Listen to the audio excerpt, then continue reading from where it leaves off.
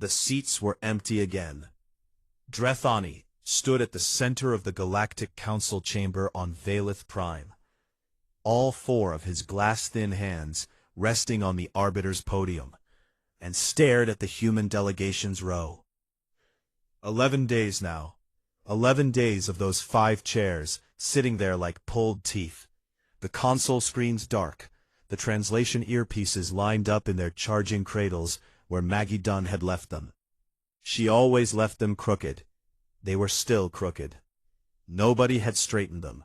Nobody had thought to. Around him the chamber hummed with the low, overlapping frequencies of 12 species trying to conduct business, as though a 13th hadn't simply vanished.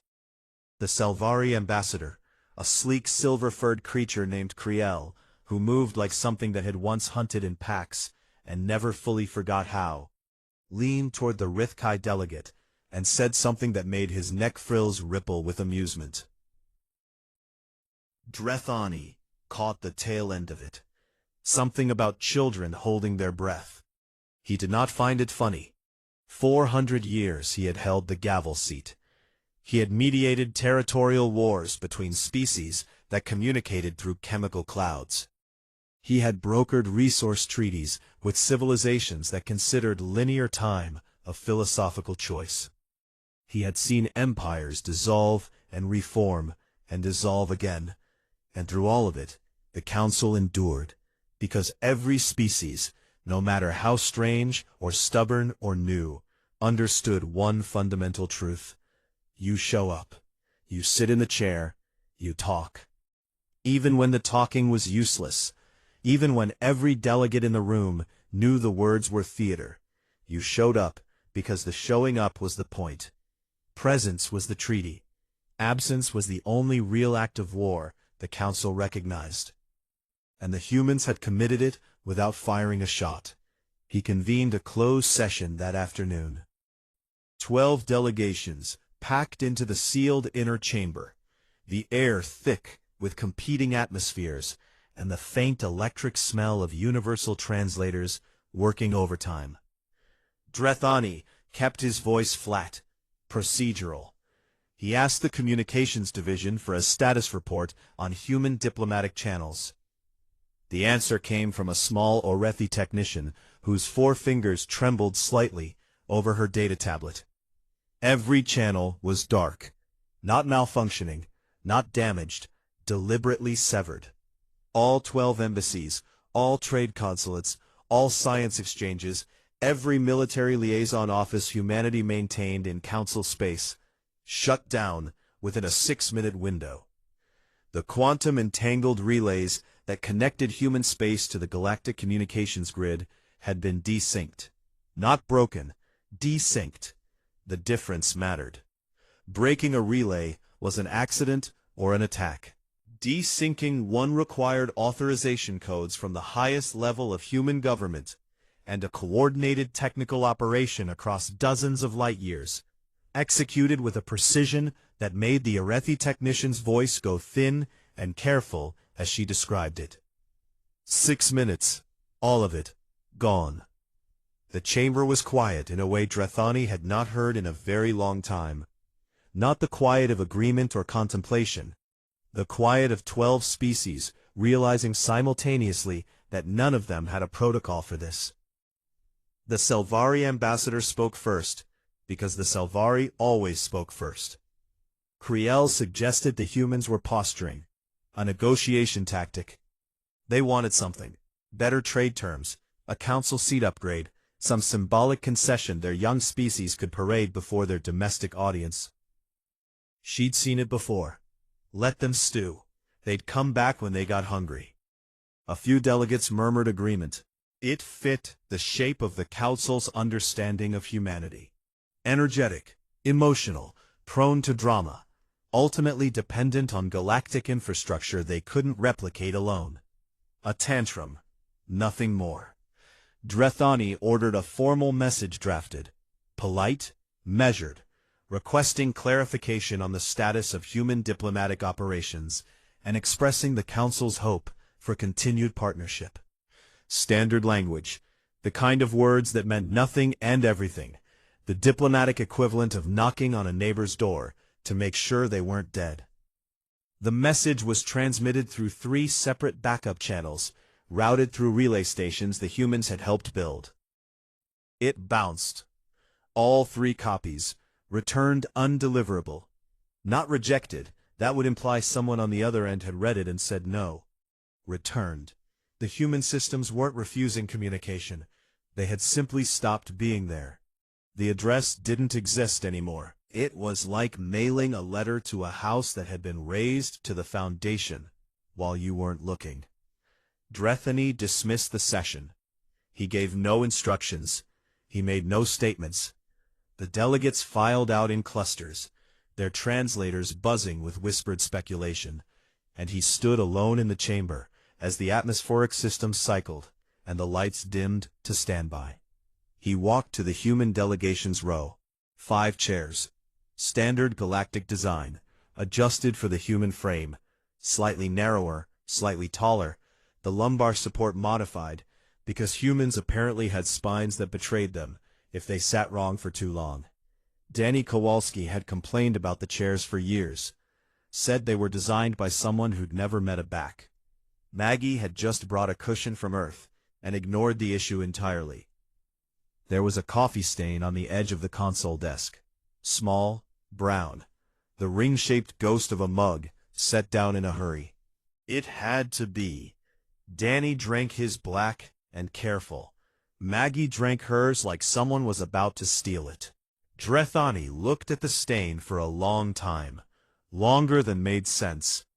His secondary eyes, the smaller pair that tracked peripheral movement, kept drifting back to it, even when his primary gaze moved to the dark screens, the silent earpieces, the empty chairs that still held the faint thermal impressions of bodies that had not sat in them for 11 days. Nobody had cleaned the stain. It bothered him in a way he could not name and did not want to examine. 3 light-years away, aboard the diplomatic carrier Pale Horse, Maggie Dunn sat in the communications bay and watched the bounce notification appear on her screen. She read the sender tag, Valeth Prime, Office of the Senior Arbiter, and deleted it without opening it. She looked at Danny, who sat across from her in a chair that fit him no better than the ones on the station. He was staring at nothing. He'd been doing that a lot. "Coffee?" she said. No. She got up and made him one anyway, set it on the console next to his elbow. He didn't reach for it. The ship hummed around them, the particular low-frequency vibration of a vessel running quiet through empty space, going nowhere in particular, at a speed that suggested it had somewhere very specific to not be. Behind them, through the observation port, the stars of Council space glittered, in the arrangement Danny had spent 20 years learning to navigate. Which system belonged to which species, which trade lanes ran where, which clusters of light represented allies, and which represented obligations he'd mistaken for friendships. Neither of them looked back. 6 weeks before the silence, Nate Calloway hadn't slept in 31 hours, and his coffee tasted like it knew. He sat in a secure briefing room 4 floors beneath the old UN complex in Geneva, a place built during an era when humans still thought their biggest problems were each other. The walls were concrete and old metal, and hummed faintly with the kind of electromagnetic shielding that made your fillings ache if you had the wrong dental work. Nate had the wrong dental work. He'd been meaning to fix it for 3 years. He was always meaning to fix things. Across the table, Tara Quinn was pulling apart a data projection with her bare hands, fingers dragging through holographic Torvan script like a woman sorting laundry she hated. Tara was 34, built like a distance runner, and had the particular kind of calm that came from spending a decade translating languages invented by species who experienced time as a texture. Nate had once watched her decode an alien distress signal while eating a sandwich. She didn't even put the sandwich down. She wasn't calm now. It was riding piggyback on routine Torvan trade telemetry, she said, not looking up. Buried in the metadata layer. encrypted with a cipher that uses mathematical concepts we don't have words for yet. Took my team 9 days to crack. And, Nate said. Tara stopped moving. Her hands hung in the holographic light, fingers still spread, and she looked at him the way a doctor looks at you before they tell you something that changes the architecture of your life. It's a containment plan, she said. For us. The document was called the Veil Protocols. It had been authored jointly by 6 of the 12 council species, the Torvan, the Selvari, the Dreneth, the Cowlish, the Urventhi, and the Pale Reach Collective. 6 species, working in secret, for longer than humanity had been part of the galactic community. The document was comprehensive, in the way that a cage is comprehensive. Every bar placed with care, every gap measured, every angle considered. It laid out a 70-year roadmap. Phase 1. Ensure humans never achieved voting parity on the council by tying representation to a civilizational maturity index designed with metrics humanity could not meet for centuries. Phase 2. Deny independent jump gate access by making gate technology contingent on licensing agreements buried so deep in trade contracts that no human lawyer, and they had looked, Nate was sure now, they had looked, would find the clause until it was too late. Phase 3. Cap human naval tonnage through arms limitation treaties presented as mutual security agreements, calibrated so precisely that humanity's fleet would always be large enough to feel sovereign and never large enough to matter. And the trade deals. God, the trade deals. Every agreement humanity had negotiated in 60 years of council membership, every resource exchange, every technology transfer, every tariff reduction, Danny Kowalski and his predecessors had sweated and argued and celebrated over, was designed. Not negotiated. Designed. The concessions were calculated. The wins were planned. The humans thought they were at a table. They were in a maze, and every turn they'd chosen had been the only turn available. Nate read the document twice. Then he called Pete Harmon. Pete arrived at 2 in the morning, which for a Secretary General of United Earth was practically a holiday. He was a quiet man, the kind of quiet that had weight to it, like a stone dropped in still water that somehow made no splash. He'd held the office for 6 years. In that time, Nate had heard him raise his voice exactly once, and the man on the receiving end had resigned within the hour. Pete sat down. Tara projected the Veil Protocols. Pete read. His face did nothing. His hands did nothing. He breathed the same way he always breathed, steady, slow, like a man who had decided a long time ago that urgency was a luxury he couldn't afford. He read it again. Then he said, "Leave the room. Everyone except Nate and Tara." The aides left. The security detail left. The door sealed with a sound like a coffin lid fitting into its groove. 40 minutes. Nate never told anyone what was said in those 40 minutes. Neither did Tara. What came out of that room was a decision, and the decision was silence. Not confrontation, not a demand for explanation. Not the leak of the protocols to Galactic media, which would have been the obvious play and the satisfying one, and exactly what the 6 guilty species would have been prepared to manage. No. Pete chose the thing nobody would expect, because it was the thing that couldn't be managed. He chose absence. Pull every ambassador. Close every consulate. Shut down every science exchange, every cultural program, every trade office. Desync the quantum relays. Do it fast. Do it clean. Do it in 6 minutes. And then, no statement. No explanation. No ultimatum. Let the silence be the message. Let them sit in a room with empty chairs and wonder. Tara asked him, "What happens when they come looking for answers?" Pete looked at her. He had the kind of eyes that made you feel like you were being read in a language you didn't speak. He didn't answer. 3 light years from Council space, 6 weeks later, Danny Kowalski sat aboard the Pale Horse and stared at the orders on his screen. He'd read them 4 times. The words hadn't changed. They weren't going to. Every human asset in Council space was to complete withdrawal within 90 hours. His 20 years of diplomatic work, every relationship, every late-night negotiation, every small trust built one handshake and one awkward cross-species dinner at a time, was to be packed into boxes and shipped home. He laughed. It wasn't a funny laugh. It was the laugh of a man who just discovered that the house he built was on someone else's land, and they'd let him build it because the house looked nice from their window. He was the pet who thought he was the guest. Every door that opened for him had been opened on purpose to lead him down a hall that went exactly where they wanted. Maggie sat across from him, watching. She didn't ask if he was okay. She knew the answer, and she knew he didn't want to say it. 90 hours, she said instead. 90 hours. That's tight. That's the point. She pulled up the logistics interface and began the withdrawal sequence. Embassy by embassy, consulate by consulate. 20 years of human presence in galactic civilization, dismantled in columns and rows on a screen. The staff reassignments alone were a nightmare. 400 people scattered across 12 systems, some of them with alien friends, alien colleagues, alien students they'd been teaching English to on Wednesday afternoons. Danny watched her work. After a while he said, "The Arethi kid, the one who gave me the crystal thing." Maggie's hand stopped. Lyra. Yeah. She's going to think we just left.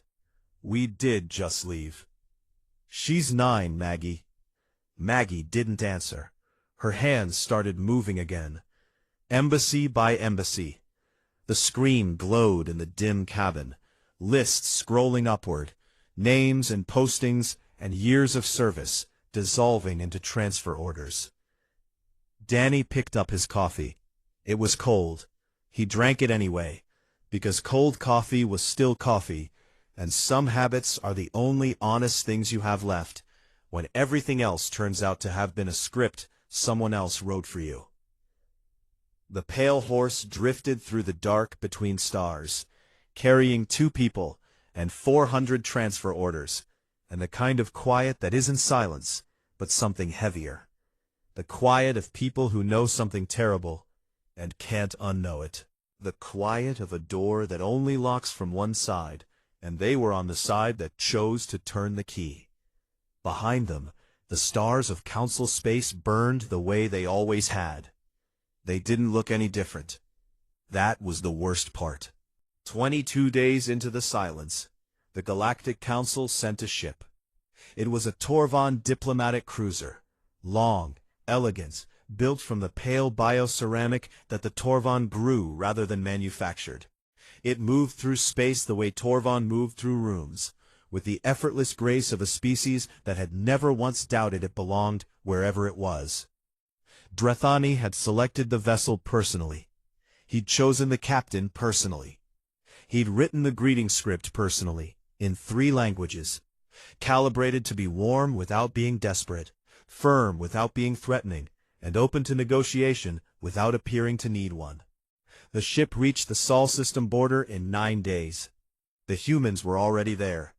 A single frigate sat at the boundary marker, a compact, sharp-angled thing with hull plating that looked like it had been designed by someone who considered beauty a waste of metal. Its name, painted on the starboard bow in plain white letters, was the Betty White. The Torvan captain stared at the name for 6 seconds, consulted the cultural database, and found an entry about a human entertainer who had been beloved for her warmth and persistence.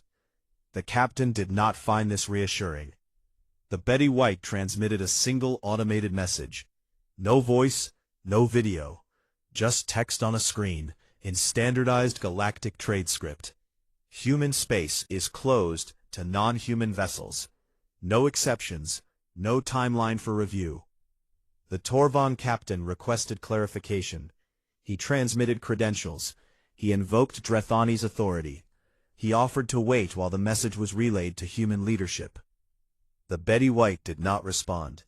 It sat there, weapons dormant but uncovered, running warm enough that the Torvan sensors could read its energy signature like a heartbeat. Not attacking, not retreating, not negotiating, just present. A wall made of silence and hull plating and one very pointed name. The Torvan cruiser waited for 4 hours.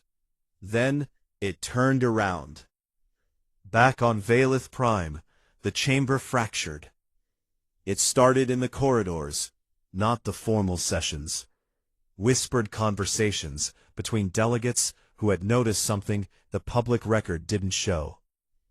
The 6 species who had not been part of the Veil protocols, the Orathi, the Rythkai, the Sendal, the Vorith, the Hollow Choir, and the Deep Lattice, had spent 60 years watching the Council make decisions about humanity, and assuming those decisions were collective.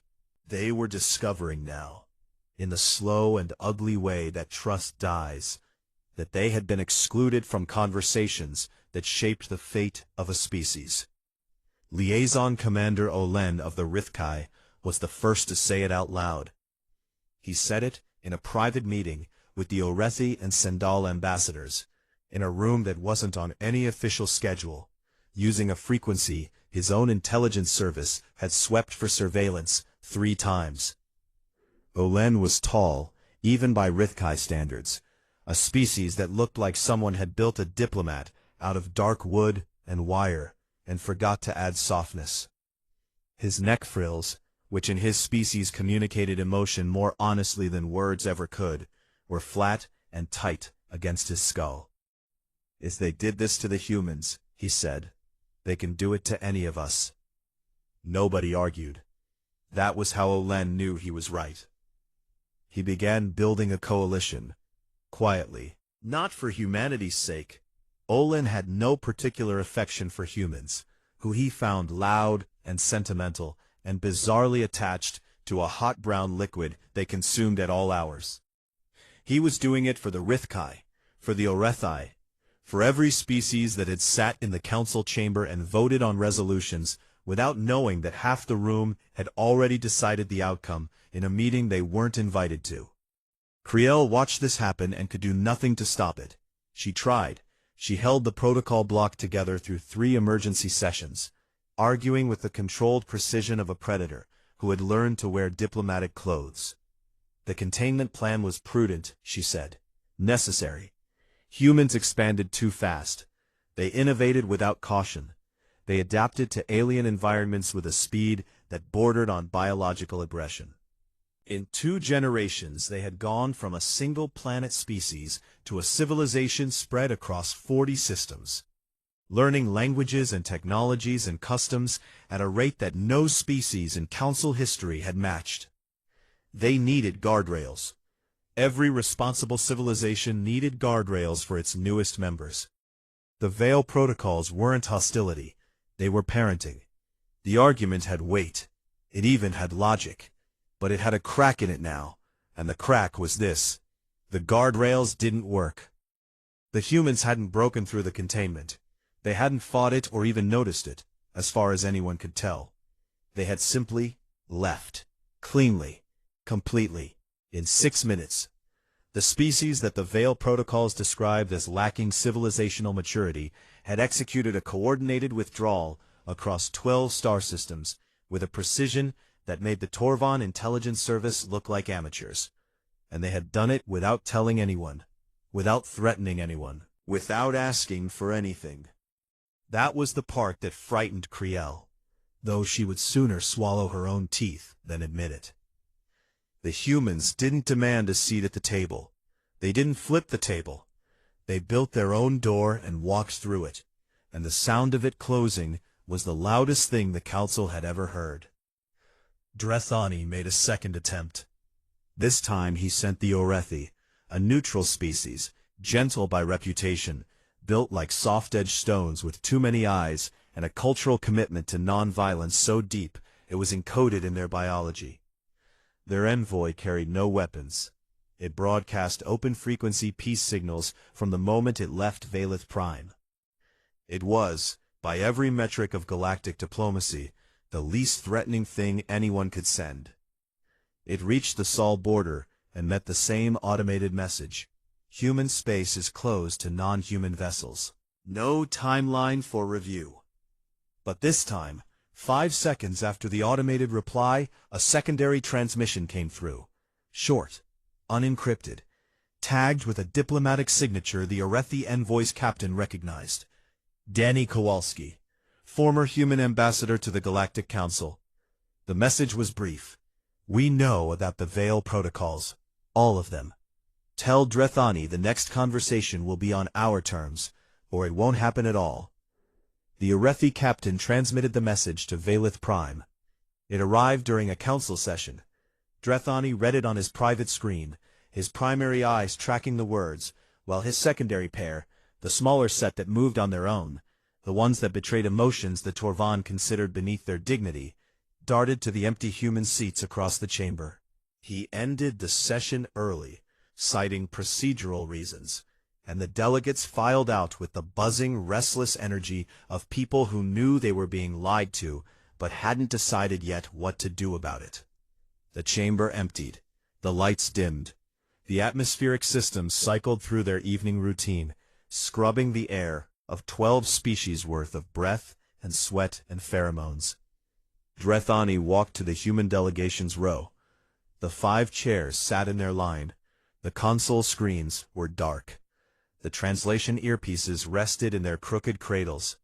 And there, on the edge of the desk, the coffee stain, still there, 22 days old now, a small brown ring on a surface that self-cleaning protocols should have dissolved in hours. Someone had turned the cleaning cycle off for this section. Drethani didn't know who. He hadn't ordered it. He stood there for a long time. His 4 hands rested on the dormant console, fingers spread across a surface that still held the faintest trace of human warmth. Not real warmth, not after 22 days, but the memory of warmth, the idea of it, the way a room remembers the people who used to fill it, even after they're gone. The stain remained. He did not clean it. 40 days in, the numbers started biting. Beth Morales sat in Pete Harmon's office on Earth, a room that looked nothing like what people imagined the leader of United Earth worked in, because Pete had refused every renovation, and it still had the carpet from 2089, a shade of gray that had given up trying to be blue, and laid out the figures with the careful precision of a woman delivering bad news to someone who didn't tolerate soft language. Valithium reserves are at 11%, she said, down from 38 at the start of the withdrawal. The colony on Kepler 442b is rationing energy already. 2 more months, and they're choosing between heating and communications. Pete sat behind a desk that was too small for the office and too large for the man. He was reading something on a tablet that wasn't what Beth was talking about, which was his way of listening harder than anyone else in the room. And the gate drives, he said. Maybe 6 if we stretch maintenance cycles. After that, we lose reliable interstellar transit between the outer colonies. So we're bleeding. We are bleeding, Beth confirmed.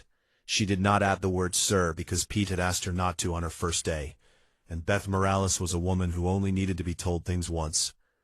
Pete set the tablet down. He looked at Beth the way he looked at everyone who brought him hard truths, with something that wasn't gratitude exactly, but lived in the same neighborhood. How's the other side? He asked. Beth almost smiled. Almost. Worse, she said. It turned out that humanity in 60 years of enthusiastic galactic citizenship had made itself into something no one fully appreciated until it was gone. Not a superpower, not a threat, something stranger, and as the Council was learning, far more dangerous. A habit. Humans brokered. That was the thing. They brokered between species that considered direct communication with certain other species to be somewhere between distasteful and biologically impossible. The Selvari and the Rithkai hadn't spoken face-to-face in 3 centuries.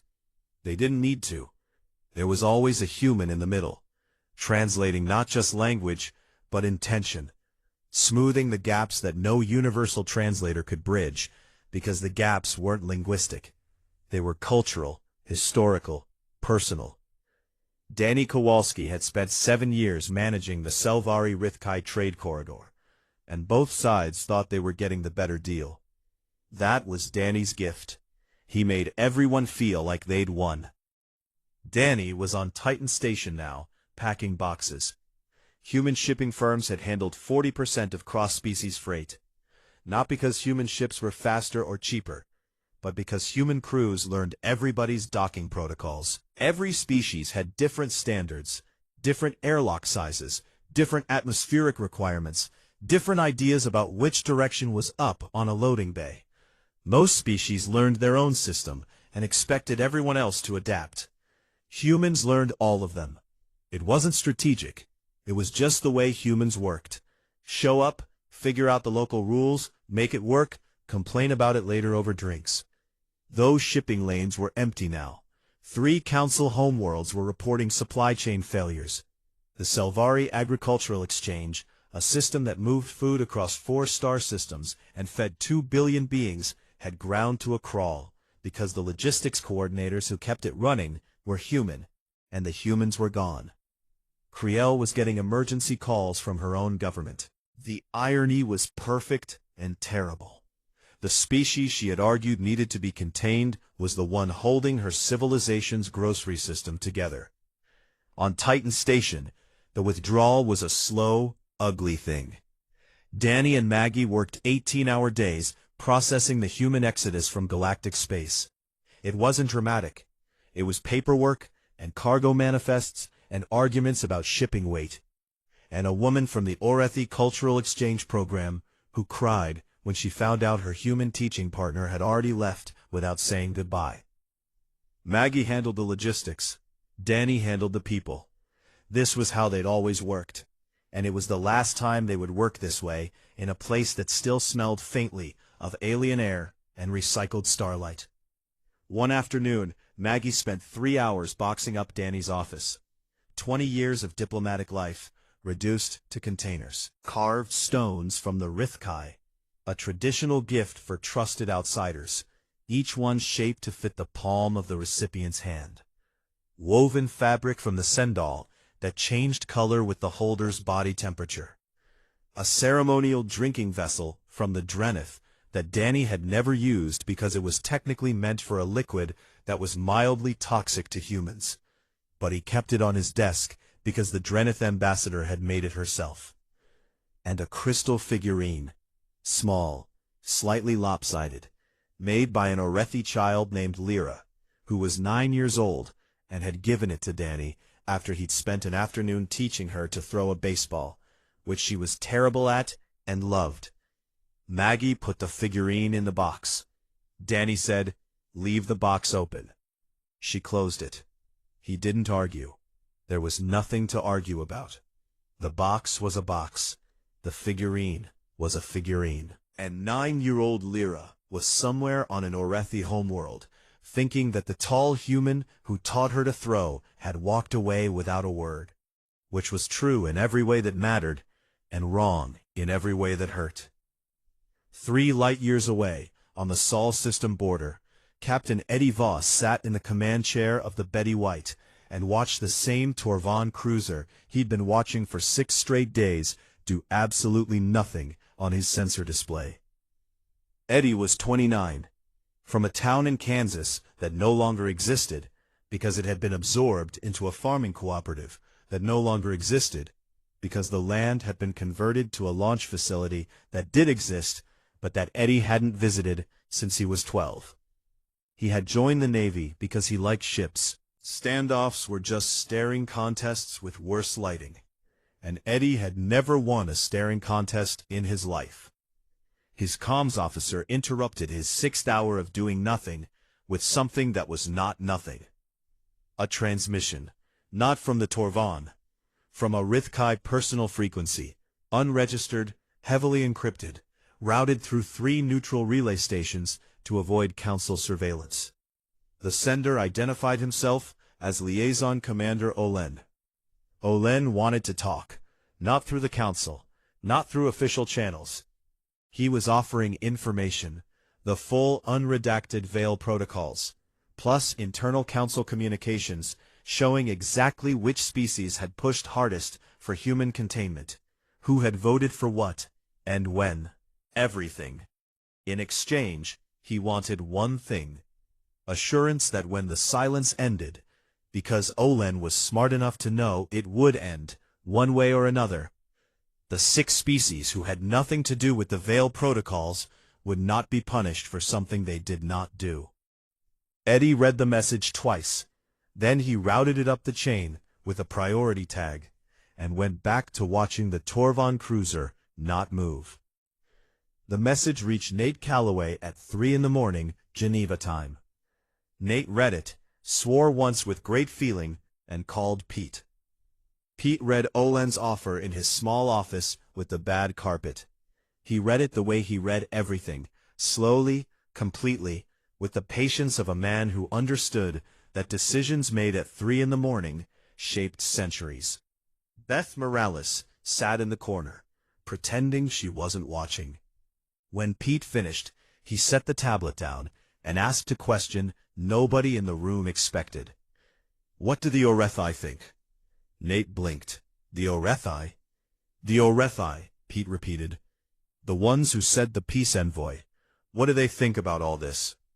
It was the first time in 40 days that Pete Harmon had asked about anyone who wasn't human. Beth watched his face. She saw something move behind his eyes. Not softness, not weakness, nothing so simple. More like a door opening that he'd kept closed on purpose, because closing it was necessary, and keeping it closed was the job. But doors don't like being closed, even the ones you lock yourself. Nate said he'd find out. Pete nodded. He read Olen's message one more time. Then he set it down and looked out the window at a sky that held more stars than anyone could count. Each one a system where someone was dealing with the consequences of a silence he had chosen. The carpet was still gray. The office was still small. The weight of quiet pressed against the walls like water behind a dam, and Pete Harmon sat in the center of it, holding everything shut with nothing but stillness and the hope that stillness would be enough. The Koreth waypoint had been dead for 600 years. It hung in deep space between 3 systems that no longer had names. A station built by a species that had joined the council, contributed greatly, and then quietly ceased to exist in the way that civilizations sometimes do, not with war or catastrophe, but with a slow forgetting, like a word on the tip of a tongue that never quite arrives. The waypoint was their last artifact, a meeting place, neutral ground, built for conversations that couldn't happen anywhere else. Human engineers reactivated it in 4 days. They repressurized the chambers, patched the hull, jury-rigged the atmospheric systems with hardware from 3 different species, and powered the whole thing with a portable reactor that Pete Harmon's ship carried in its cargo bay. When the Torvon advance team arrived to inspect the site, they found the station functional, heated, and this was the detail that Drethani would think about for years afterward, stocked with coffee. Not as a gesture, not as diplomacy. The humans just couldn't work without it. Pete arrived on a single ship, no escort, no fleet visible on long-range sensors, though every species in the galaxy understood that not visible and not present were different concepts when dealing with a civilization that had disappeared from 12 star systems in 6 minutes. He brought Danny Kowalski as ambassador, Maggie Dunn as operations lead, and Nate Calloway as intelligence advisor. 4 people. That was the entire human delegation for the most important diplomatic meeting in 60 years. Danny wore a suit. It still fit wrong. It had always fit wrong. 20 years of representing his species to the galaxy, and he'd never found a suit that didn't make him feel like a kid borrowing his father's clothes. Drethani arrived with a delegation of 11, 1 representative from each species that had agreed to attend. Kriel was there because she had no choice. Olen was there because he had made sure of it. The Orethi sent their eldest diplomat, a being named Saveth, who moved like a stone that had learned to be gentle, and who had 4 more eyes than anyone needed, but used every single one. The chamber was round. The humans had set it up that way. No head of the table, no elevated seats, no position of authority. Just a circle. Maggie's execution. Pete opened the meeting. He did it with a gesture that no one in the room expected, least of all Danny, who had worked with Pete for 6 years and still couldn't predict the man the way you can't predict weather on a planet with 3 suns. He projected the Veil protocols, the full document, unredacted, every page visible to every delegate, floating in the center of the room in holographic light that made the alien script glow like something holy and terrible at the same time. The 6 non-protocol species saw the complete document for the first time. Olen's neck frills went flat. Saveth's many eyes tracked back and forth across the text with the steady, relentless pace of someone reading their own betrayal in a language they understood perfectly. Pete didn't read the military section. He didn't read the trade manipulation or the naval tonnage caps or the 70-year containment timeline. He read one line, written in Drethani's own diplomatic voice, in the formal Torvon register reserved for statements of civilizational truth. The human species, while energetic and resourceful, lacks the civilizational maturity to participate as equal partners in galactic governance. Pete let the words hang in the round room. He did not argue with them. He did not slam his fist, or raise his voice, or do any of the things that the Council expected from the emotional, dramatic species they had been managing for 6 decades. He just stood there, a tired man in a room full of beings who could break him in half, and let the silence do the work. Then he said, "You wrote that 60 years ago. I want to know if you still believe it." The room was quiet. Drethani sat across the circle. All 4 hands rested on the table.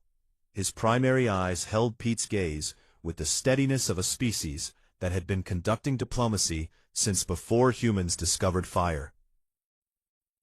His secondary eyes, the small ones, the ones that moved on their own, the ones that his species considered it shameful to acknowledge because they showed what the primary eyes worked so hard to hide, were fixed on the empty space beside Pete, where, in another timeline, a coffee-stained console desk sat in a chamber 3 light-years away. He was quiet for a long time. Long enough that Kriel shifted in her seat. Long enough that Olen's frills started to rise. Long enough that Maggie, standing behind Pete, began mentally drafting the withdrawal to permanent isolation protocol she'd been told to prepare as a contingency. Then Drethani said 3 words that had never been spoken by a sitting senior arbiter of the Galactic Council in 400 years of recorded history. "I was wrong." Kriel's head turned. Not fast. The slow, controlled rotation of a predator who has just heard a sound from a direction that should be safe. Her silver fur lay flat against her skull. Drethani did not look at her. He looked at Pete. "I was wrong," he said again, "and the document behind you is the proof of how wrong I was. Not because your species found it, because your species responded to it with more maturity than the 6 who wrote it." The negotiation that followed took 11 hours. It was not dramatic. It was not inspiring. It was 200 beings arguing about voting formulas and gate access licensing and treaty dissolution timelines, and the specific legal mechanism by which the Veil protocols would be disclosed to every species in the Council. Not as punishment, Pete insisted, but as precedent. If it happened once in secret, it could happen again. The only protection was sunlight, and sunlight doesn't care what species you are. Kriel fought every point. She fought with the precision and stamina of someone who knew she was losing, and had decided that losing slowly was better than losing fast.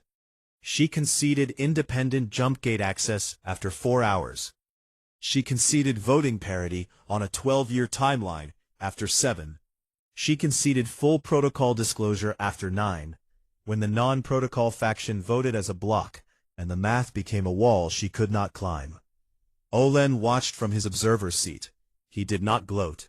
His frills stayed flat and careful. He looked like a man watching a building come down and calculating whether the rubble would reach his feet. At hour 11, Pete called a break. The delegates dispersed into the station's corridors, which the humans had stocked with appropriate atmospheric zones for each species. And, this detail again, this absurd, stubborn human detail, refreshments.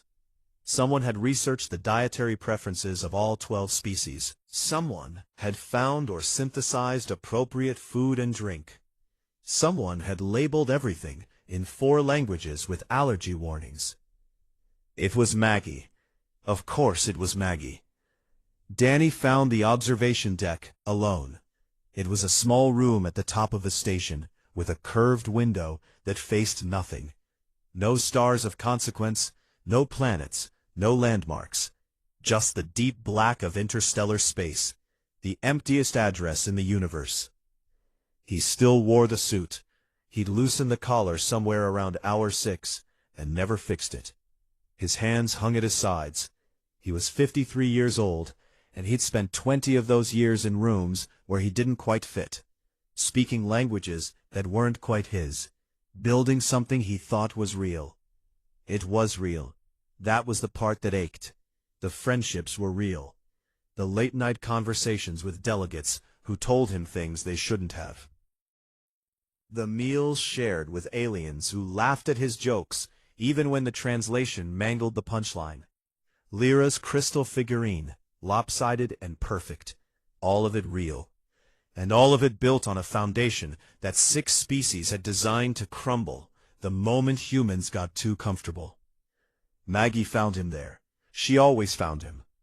It was her secondary function, logistics first, finding Danny second, keeping Danny from staring into voids third. She set a coffee on the railing beside him. It was warm.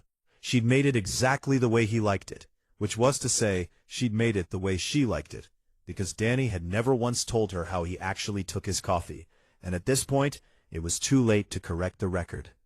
He picked it up, held it, didn't drink. "We going back?" she said. He looked at the stars, the ones he'd spent 20 years learning, the trade lanes and territorial markers, and the particular cluster of light that meant Orethi space, where a 9-year-old girl with too many eyes and a terrible throwing arm was probably wondering what she'd done wrong. She hadn't done anything wrong.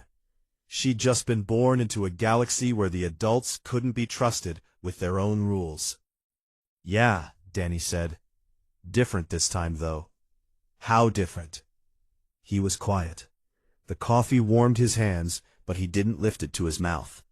Below the observation deck, the station hummed with the sound of 12 species navigating the wreckage of trust, and finding, among the broken pieces, the rough shape of something that might hold weight if they were careful, if they were honest, if they were better than they'd been.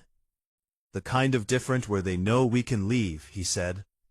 Maggie stood beside him. She didn't touch his shoulder, or say something comforting, or tell him it would be okay, because Maggie Dunn had never once in her life promised something she couldn't deliver.